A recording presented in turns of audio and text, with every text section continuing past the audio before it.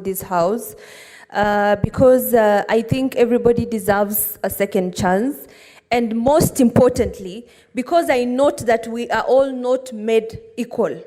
All human beings are made very differently, and there is no way that we all want to conform or confine human beings to behave in a particular way or express themselves in a particular way. For those of you who think they are gifted in expressing yourselves or projecting your frustrations, not everybody can be like you. And as a mature human being and a leader, what we need to learn is how to tolerate each other.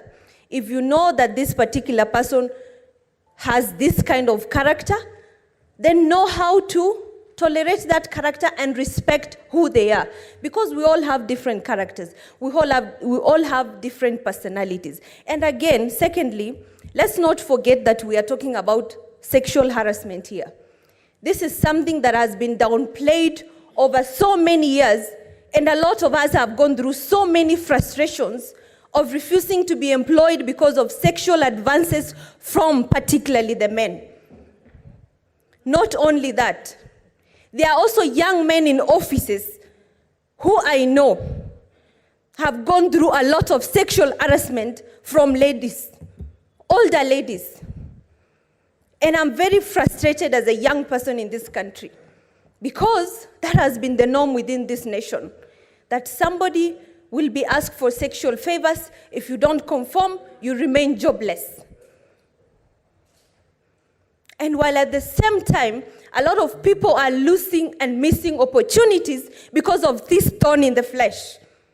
What this house should be talking about is putting strong and stringent laws forward to regulate sexual harassment, especially in public and government offices.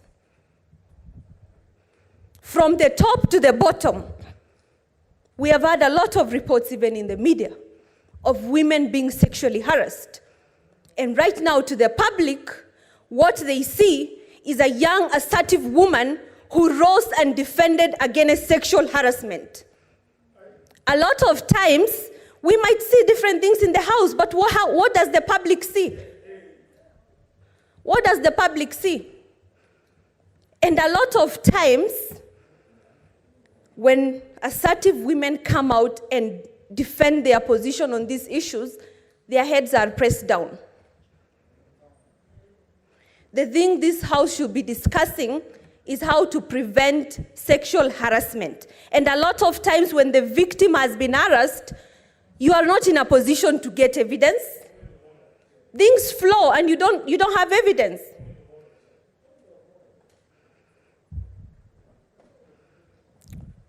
A minute, Senator Hezena, what is your point of order? And again, let us also not continue just raising point of orders. No, Mr. Speaker. I am not in the habit of raising frivolous points of order. Understanding Order 120, again to remind this House, that the report before us is a report of the Powers and Privileges Committee. In this particular case, nobody has accused Gloria of being an assertive woman.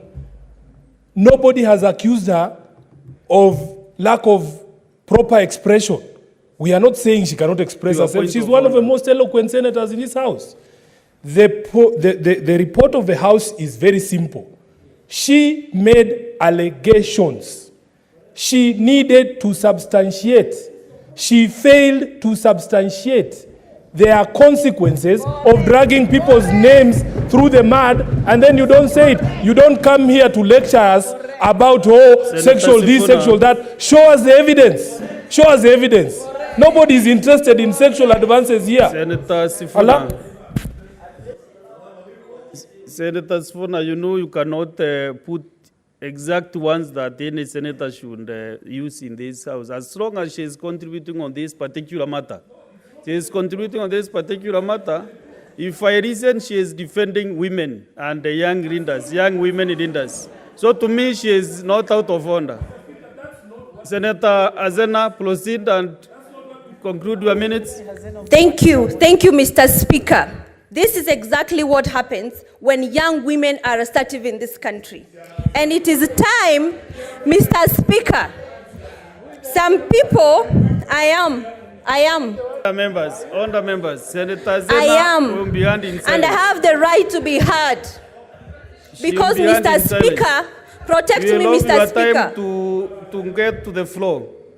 You will have your Protect me, time. Mr. Speaker, from people exhibiting chauvinism, male chauvinism. Senator Hezena, stop addressing members. Just proceed and conclude your Thank you. contribution.